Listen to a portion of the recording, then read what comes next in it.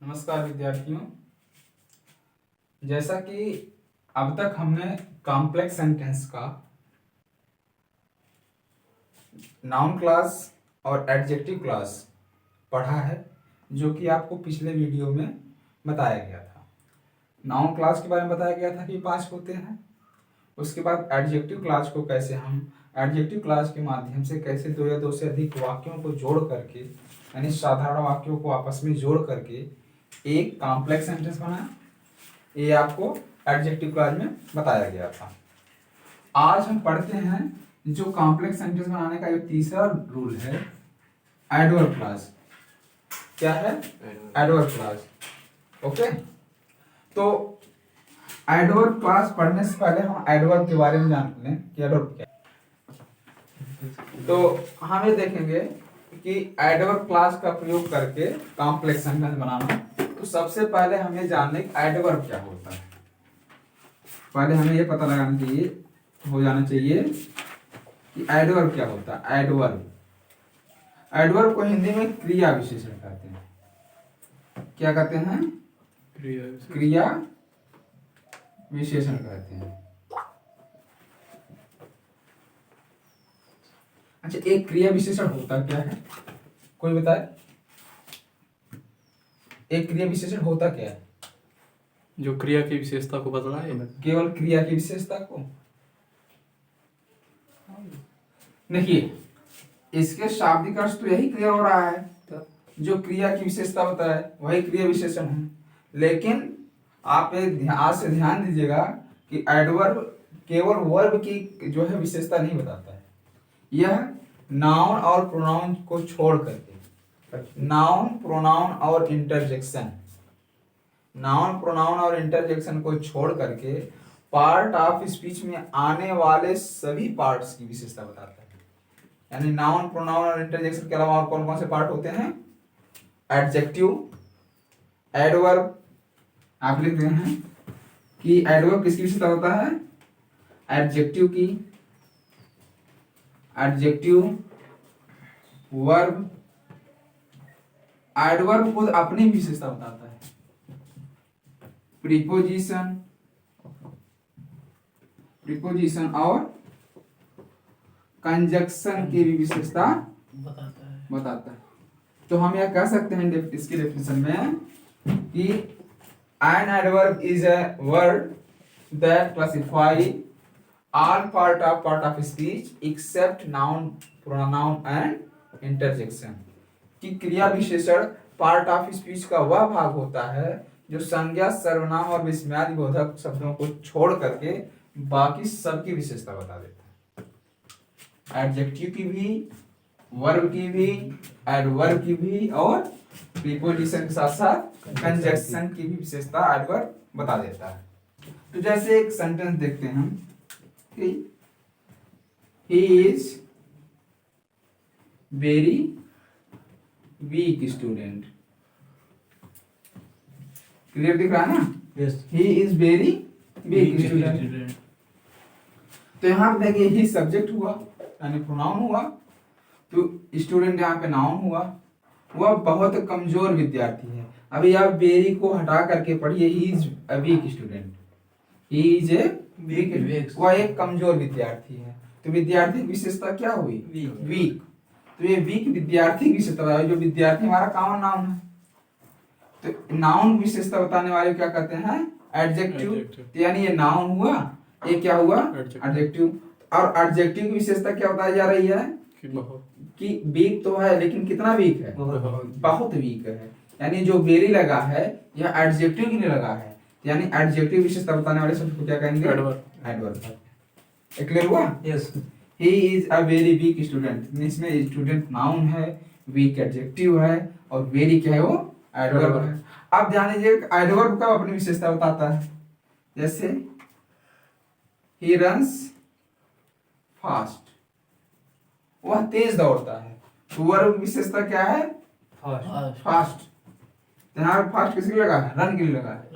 यहाँ वर्ब विशेषता बताने को एडवर्ब है, ये वर्ब है और ये एडवर्ब है।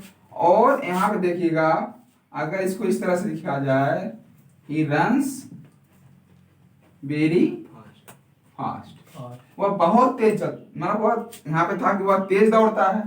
तेज यानी ऑलरेडी एडवर्ब है। और एडवर्ब विशेषता क्या है? एडवर्ब बहुत।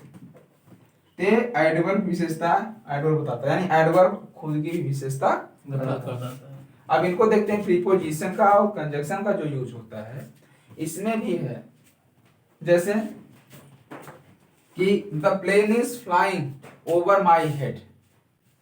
The plane is flying over my head. मैं लिख नहीं रहा हूं आपको ऐसे, क्योंकि बहुत लंबा टॉपिक हो जाएगा, तब हमें पढ़ना है एडवर्ब क्लास पढ़ना है कि the plane is flying over my head. तो यहाँ ओवर जो है वह प्रीपोजिशन है कि हमारे सर के ऊपर से हवाई जहाज उड़ रहा है।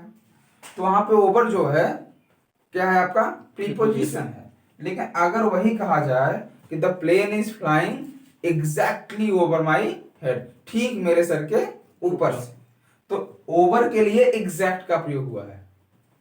तो वहां पे एग्जैक्ट जो है आपका है वो एडवर्ब है। और उसी तरह कंजक्शन से he came to my house before you came. वह मेरे घर आया तुमसे, वह तुमसे पहले मेरे घर आया। बिफोर यानी यू केम, ही कम। तो यहाँ पे दोनों वाक्य को जोड़ने के बिफोर क्या कंजक्शन का काम कर रहा है। तुम भी आए वो भी आया, दोनों को जोड़ने के तुमसे पहले आया। तो पहला यानी बिफोर जो शब्द कंजक्शन का है, और उसी के लिए अगर एडवर्ब लगे ही जस्ट कम, या सॉरी ही कम जस्ट बिफोर, बिफोर के लिए क्या लगा? जस्ट, एंड ठीक तुमसे पहले आया। तो पहले की विशेषता बताया जा रहा है, तो यहाँ पे कंजक्शन की विशेषता एडवर्ब बता देता है। तो हमें यह देखना है कि जब यह शब्द जो है यानी पार्टिकुलर वर्ड एडवर्ब का काम न करके वही काम एक वाक्य के रूप में होना, क्योंकि क्लास पढ़ना है। तो क्लास क्या है? वो ग्रुप ऑफ सेंटेंस है विदाउट इट्स ओन मीनिंग, बिना अपने खुद के अर्थ के, जैसे आपने पढ़ा। तो इसमें क्या है कि जब एडवर्ब का काम एक पार्टिकुलर वर्ड न करके बल्कि इसके स्थान पर एक वाक्य करने लगे, तो वहां पे हम कॉम्प्लेक्स सेंटेंस बनाने के लिए एडवर्ब क्लास का प्रयोग करते हैं। तो एडवर्ब क्लास बनाने के लिए हमें कंजक्शन का सहारा लेना पड़ता है। किसका सहारा लेना पड़ता है? कंजक्शन का। और टोटल इसमें जो आपको पढ़ने हैं लगभग 9 कंजक्शन हैं जिनका प्रयोग कर सकते हैं। तो आप लिख सकते हैं कि 2 या 2 से अधिक साधारण वाक्यों को मिलाकर एक कॉम्प्लेक्स सेंटेंस बनाने के लिए यदि एडवर्ब क्लास का प्रयोग होता है तो इसके लिए कंजक्शन का भी सहारा लेना पड़ता है। तो लेकिन वह कंजक्शन क्लास की तरह काम करेंगे, कंजक्शन खुद कंजक्शन की तरह काम नहीं करेंगे। तो आप लिखते हैं कि इसमें कुल 9 कंजक्शन का प्रयोग होता है। देखिए वाक्य के अर्थ के अनुसार एडवर्ब क्लास बनाने में कुल 9 कंजक्शन का प्रयोग किया जाता है। अब वो 9 कंजक्शन कौन कौन से हैं इसको देखते हैं कि एडवर्ब क्लास बनाने के लिए कुल 9 कंजक्शन का प्रयोग किया जाता है। पहला आपका है टाइम, दूसरा है प्लेस, तीसरा है रीजन। ध्यान दिया, टाइम प्लेस रीजन। फिर comparison, comparison, contrast, condition.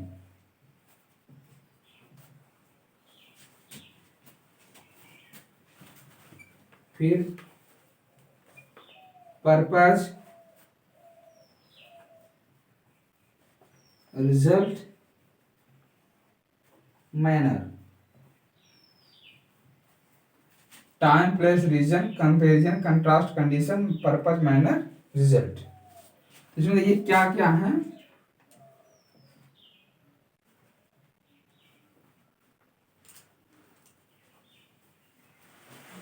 Time के लिए यानी जब वाक्य में समय की बात की जा रही हो, किसकी बात की जा रही हो? समय की। तो प्लेस का जो होता है कंजक्शन हो लगेगा। स्थान की बात की जा रही हो, रीजन यानी कारण, कंपेरिजन मीन्स तुलना, कंट्रास्ट मीन्स विरोध जब हो, यानी जब दो असमान चीजों का आपस में समावेश हो, कंडीशन यानी शर्त, पर्पज मीन्स उद्देश्य, रिजल्ट मीन्स परिणाम, और मैनर मीन्स ढंग या तरीका। ढंग या तरीका। अभी मैं बता रहा हूं आपको कि इनमें कौन कौन शब्दों का प्रयोग किया जाता है। इसको समझने के लिए पहले एक सेंटेंस या एग्जांपल समझा रहा हूं, फिर आप इनको इसके बारे में आपको एक एक करके डिस्क्राइब करूंगा। जैसे देखिए, he is very weak, I shall teach him. दो वाक्य है, ध्यान दीजिएगा, दो वाक्य है। He is very weak, I shall teach him.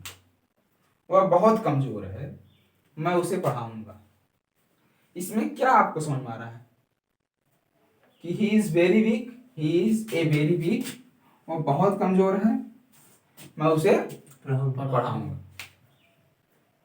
तो इसमें कमजोर और पढ़ाना, क्यों पढ़ाऊंगा? क्योंकि वह कमजोर है। तो क्या पता चल रहा है इसमें? पढ़ाने का कारण क्या है?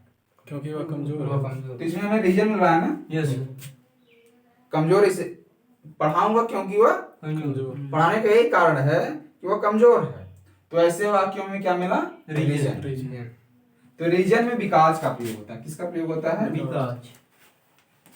बिकॉज दो शब्दों से मिलकर बना है, एक है बी और दूसरा है काज। बी मीन्स होना, काज मीन्स कारण। कारण है कि मैं उसे पढ़ाऊंगा, कारण है कि वह कमजोर है, इसीलिए इसको हम लोग क्योंकि मान लेते हैं। ठीक है, यस तो इसको थोड़ा हटाते हैं। तो क्या होगा? आई शैल टीच हिम, आई शैल टीच हिम। इसमें आई शैल टीच हिम, ध्यान देना। इन दोनों में आपको स्वतंत्र कौन सा वाक्य लगा? आई शैल टीच हिम। आई शैल टीच हिम कि ही is very week, he is very week. मैं उसे पढ़ाऊंगा। तो व्यक्ति पूछ भाई क्यों पढ़ाऊंगा? मतलब इसमें अपना पूर्ण अर्थ नहीं। और ही इज वेरी वीक, वह बहुत कमजोर है। तो ये आपका सेंटेंस क्या है? पूर्ण है। वह कमजोर है, बहुत कमजोर है। ठीक है, तो ये पूर्ण है। तो जब क्लास बनाया जाता है, जो प्रिंसिपल क्लास होता है उसी को हम जोड़ते हैं, उसी को हम क्लास बनाते हैं, बाकी सेंटेंस को सेम रखते हैं। He I shall teach him because he is very weak. Very weak. अच्छा, आप बताइए कि इसका आपने क्या समझा? यहाँ पे किस रूप में लगा? एडजेक्टिव के रूप में लगा है कि एडवर्ब के रूप में लगा है कि नाउन के रूप में लगा है? किस क्लास के, यानी एडजेक्टिव क्लास, नाउन क्लास या एडवर्ब क्लास, किस क्लास के रूप में लगा है? अभी आपको बताया गया था कि एडवर्ब वह शब्द होता है जो संज्ञा, सर्वनाम या विस्मयादिबोधक शब्दों को छोड़ करके सबकी विशेषता बताती है। So what you thinks here is why this sentence is added here? So for what? Noun class, adjective class और एडवर्ब क्लास? Adjective class. ध्यान दीजिएगा, आई शैल टीच हिम, क्योंकि वह, यहां पे देखिए, क्योंकि वह कमजोर है। किस बात के बारे में बता रहा है? कि टीच के बारे में बता रहा है, पढ़ाऊंगा, इसकी क्लैरिफिकेशन दे रहा है। तो यहाँ पे टीच वर्ब है, और जो वर्ब को क्लैरिफाई करे तो क्या होता है? एडवर्ब होता है। तो यहाँ पे एडवर्ब क्लास है, वो भी adverb class of reason, adverb class of reason. तो हमें जो भी पढ़ना है इसमें यही समझना है कि इनका प्रयोग हम कैसे वाक्य में करें। इसके लिए सबसे बड़ी बात है कि पहले आप वाक्य के अर्थ को समझें और ये पता लगाने का प्रयास करें कि इनमें से वो किसमें जा रहा है। यानी स्थान के बारे में बात कर रहा है कि तुलना के बारे में, विरोध के बारे में, शर्त के बारे में, उद्देश्य या परिणाम या ढंग या तरीका। ढंग या तरीका, ढंग तरीका मतलब मैं भी उससे उसी तरह से बात करूंगा जिस तरह से उसने मुझसे किया था। तो एक तरीका है, ढंग। ठीक है, यस। तो हम शुरू करते हैं आज एडवर्ब क्लास ऑफ, यानी use of adverb class of time, जो पहला है।